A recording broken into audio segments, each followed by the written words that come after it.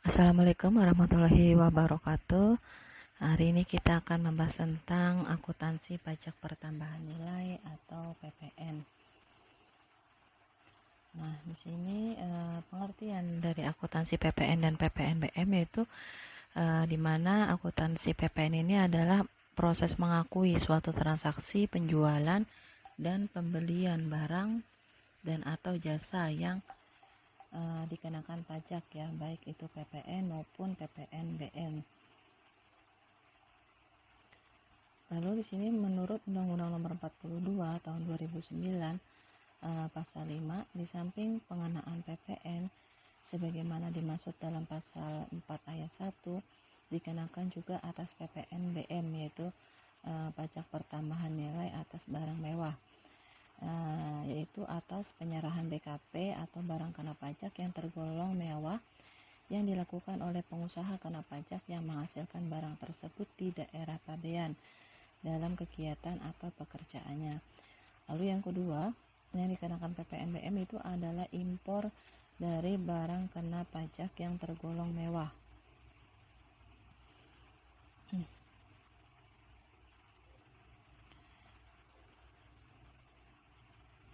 Nah, ini ada menurut Undang-Undang Nomor 42 Tahun 2009 Pasal 1A ayat 2 yang termasuk dalam penyerahan barang kena pajak di sini adalah diantaranya penyerahan hak atas barang kena pajak karena adanya suatu perjanjian antara dua pihak atau lebih. Lalu pengalihan BKP karena suatu perjanjian sewa beli dan atau perjanjian sewa guna atau disebut juga dengan leasing. Lalu penyerahan barang kena pajak kepada pedagang, perantara atau melalui juru lelang. Terus pemakaian sendiri dan atau pemberian cuma-cuma atas barang kena pajak. Lalu barang kena pajak berupa persediaan dan atau aktiva menurut tujuan semula tidak untuk diperjualbelikan yang masih tersisa pada saat pembubaran perusahaan. Lalu yang keenam, sini penyerahan barang kena pajak dari pusat ke cabang atau sebaliknya dan atau penyerahan BKP antar cabang perusahaan. Lalu ada penyerahan barang kena pajak yang secara konsinyasi, terus penyerahan barang kena pajak oleh PKP dalam rangka perjanjian pembiayaan yang dilakukan berdasarkan prinsip syariah yang penyerahannya dianggap langsung dari PKP kepada pihak yang membutuhkan barang kena pajak tersebut. Di sini ada dua metode pencatatan. Yang pertama yaitu metode pencatatan secara metode perpetual dan periodik. Kalau secara perpetual di sini mengakui persediaan pada saat melakukan pembelian persediaan. Jadi jika suatu perusahaan melakukan pembelian persediaan maka dia langsung diakui ke dalam persediaan sehingga nanti pada akhir periode perusahaan tersebut tidak usah lagi melakukan stok opnam untuk mengetahui berapa jumlah persediaan yang masih tersedia. Pencatatan pada saat pembelian dicatat oleh perusahaan sebagai berikut: persediaan di debit, lalu PPN masukkan debit dan utang usaha di kredit. Lalu pada saat penjualan, pencatatannya adalah beban pokok penjualan pada persediaan. Lalu yang kedua, di sini ada metode periodik. Nah, kalau metode periodik di sini pada saat perusahaan melakukan pembelian, maka transaksi tersebut itu dicatatnya sebagai pembelian bukan sebagai persediaan. Pencatatannya adalah sebagai berikut: pada saat pembelian dan PPN masukkan di debit, lalu kreditnya adalah utang usaha. Lalu pencatatan pada saat penjualan adalah beban pokok penjualan persediaan awal pada persediaan. Lalu dari hasil stok opnam yang dilakukan pada akhir periode, perusahaan harus melakukan jurnal penyesuaian, yaitu persediaan pada beban pokok penjualan persediaan awal di kredit. Lalu apa saja sih menjadi objek PPN? Di sini menurut Undang-Undang Nomor 42 Tahun 2009 Bab 3, penyerahan BKP di dalam yang termasuk objek pajak PPN. Di sini diantaranya penyerahan barang kena pajak di dalam daerah pabean yang dilakukan oleh pengusaha. Terus ada impor atas barang kena pajak. Lalu penyerahan JKP di dalam pabean yang dilakukan oleh pengusaha. JKP di sini adalah jasa kena pajak. Lalu selanjutnya pemanfaatan BKP tidak terwujud dari luar daerah pabean di dalam di luar pabean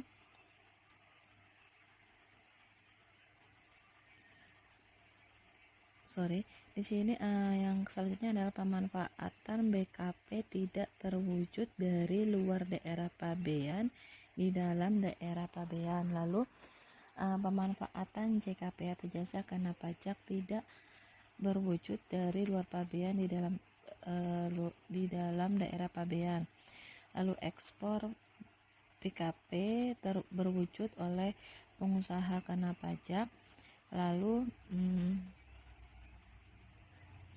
ekspor BKP tidak berwujud oleh PKP dan ekspor JKP oleh pengusaha kena pajak.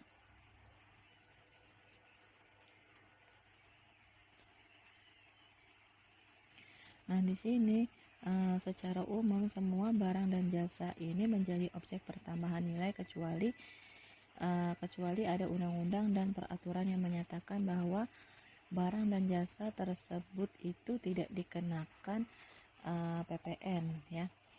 Nah, di sini barang yang tidak kena PPN atau bukan merupakan objek pajak diantaranya adalah barang hasil pertambangan atau hasil pengeboran yang diambil langsung dari sumbernya. Lalu barang kebutuhan pokok yang dibutuhkan oleh rakyat banyak, misalkan contohnya ada air minum yang tidak diolah sebagai air kemasan. Lalu makanan dan minuman yang disajikan di hotel, di restoran, rumah makan, warung dan sejenisnya. Nah, di sini meliputi makanan dan minuman baik yang dikonsumsi di tempat maupun tidak, termasuk makanan dan minuman yang diserahkan oleh usaha boga atau catering. Terus ada uang, emas batangan dan surat berharga. Lalu selanjutnya ada juga jenis jasa yang tidak dikenakan pajak pertambahan nilai, yaitu contohnya ada jasa atas pelayanan medis, lalu jasa pelayanan sosial, ada jasa pengiriman surat dengan perangko, jasa keuangan, jasa asuransi, jasa keagamaan, terus jasa pendidikan, lalu jasa kesenian hiburan, lalu jasa boga atau catering, lalu jasa penyediaan tempat parkir dan sebagainya. Itu merupakan jasa yang tidak dikenakan PPN.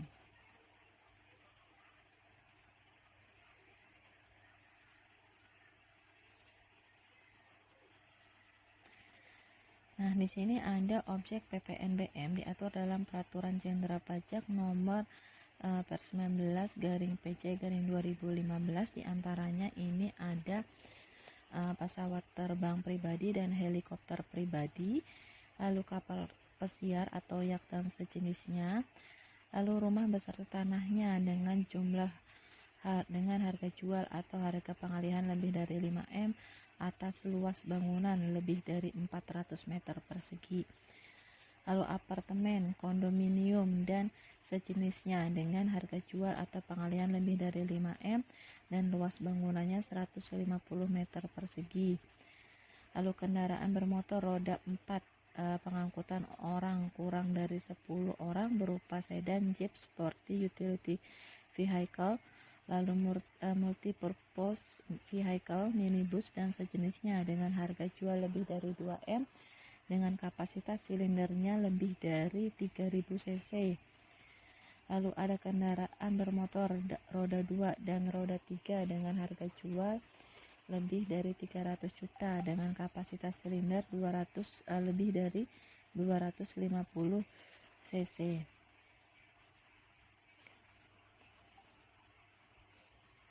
Nah, pencatatan atas PPNBM pada saat perusahaan melakukan penjualan barang yang tergolong mewah ini, maka perusahaan mengakuinya sebagai berikut.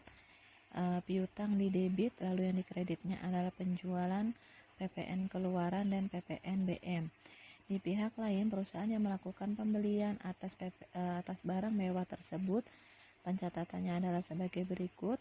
Yang di debit adalah aset tetap, PPN masukan, dan beban PPNBM di debit, lalu di kreditnya adalah utang usaha.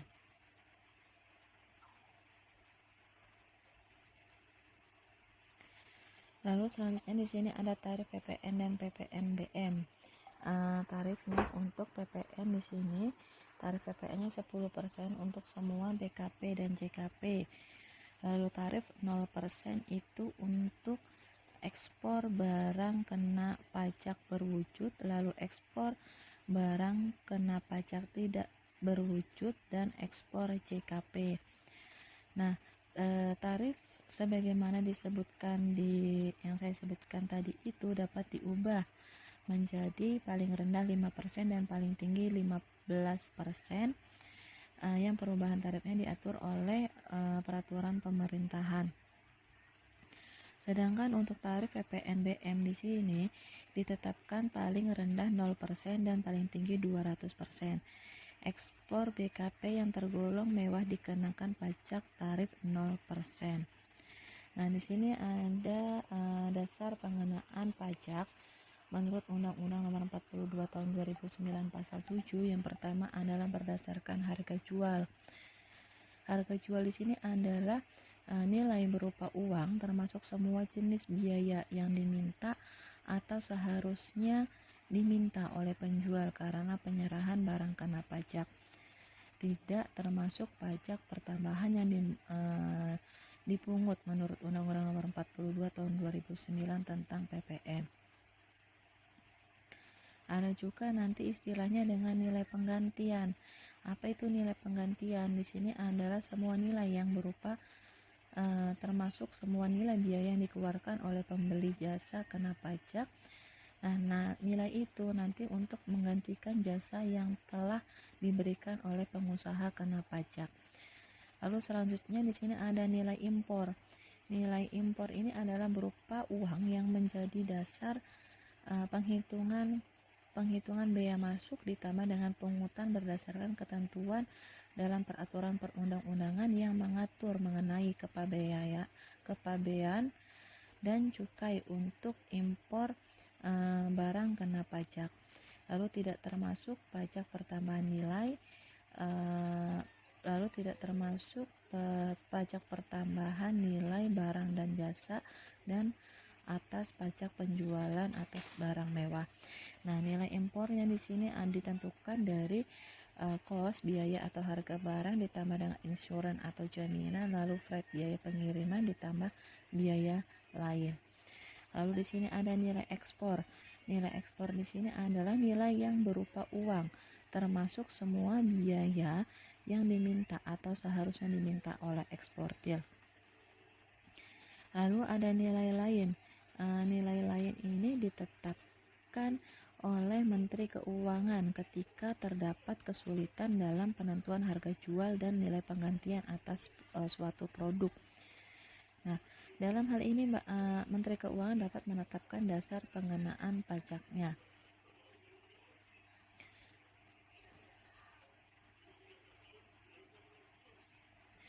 Nah, di sini ada nilai lain yang dimaksud dalam PMK nomor 56 garing PMK 03 2015 pasal 2. Di sini tentang nilai lain sebagai dasar pengenaan pajak adalah nilai lain sebagaimana dimaksud dalam pasal 1 itu ditetapkan sebagai berikut. Untuk pemakaian sendiri BKP atau JKP adalah harga jual atau penggantian setelah dikurangi laba kotor. Lalu untuk pemberian cuma-cuma BKP atau JKP adalah harga jual atau penggantian setelah dikurangi laba kotor.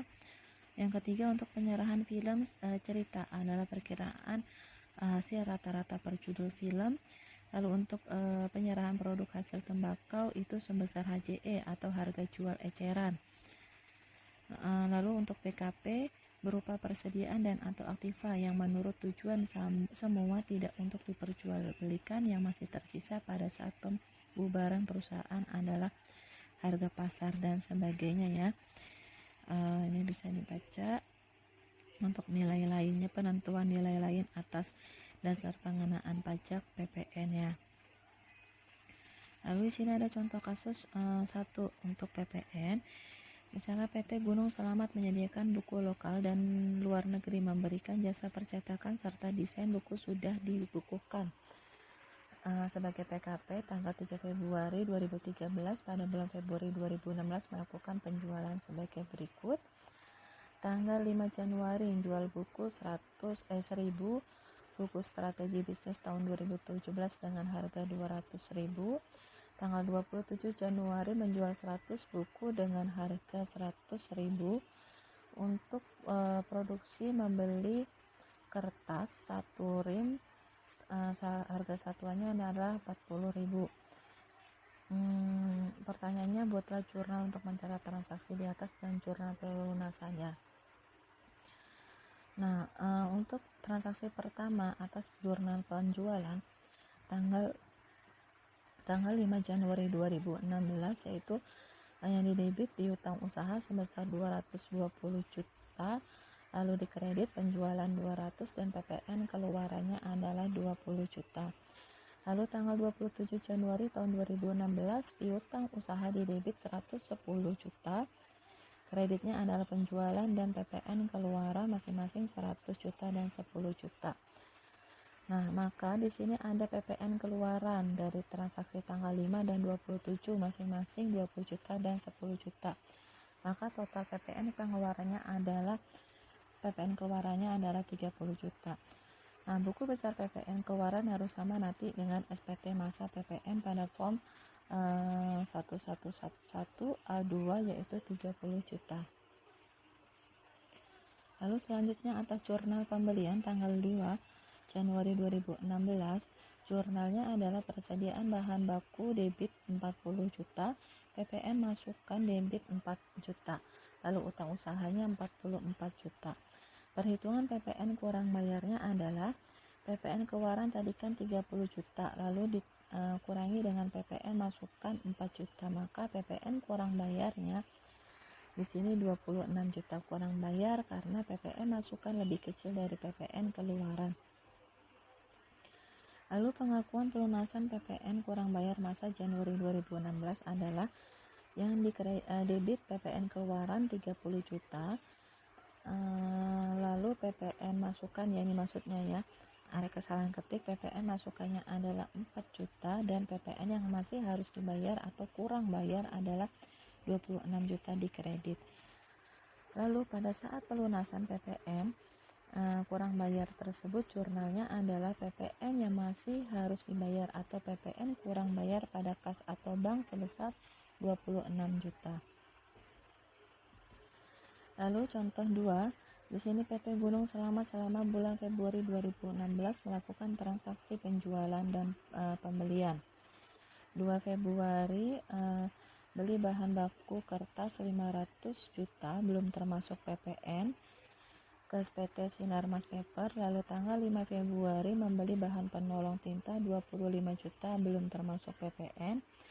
15 Februari menjual majalah 2000 memulai 2000 seharganya 100.000. Lalu tanggal 20 Februari menjual 1000 buku harganya 150.000.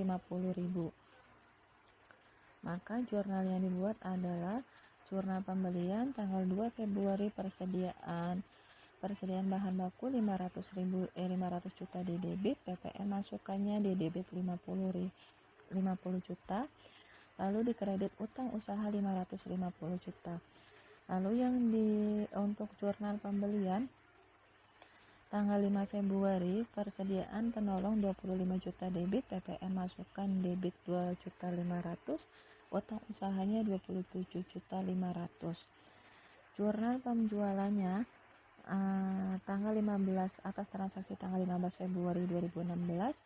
Yang didebit adalah piutang usaha sebesar 220 juta, yang dikredit adalah PPN dan penjualan dan PPN keluaran masing-masing 200 juta dan 20 juta.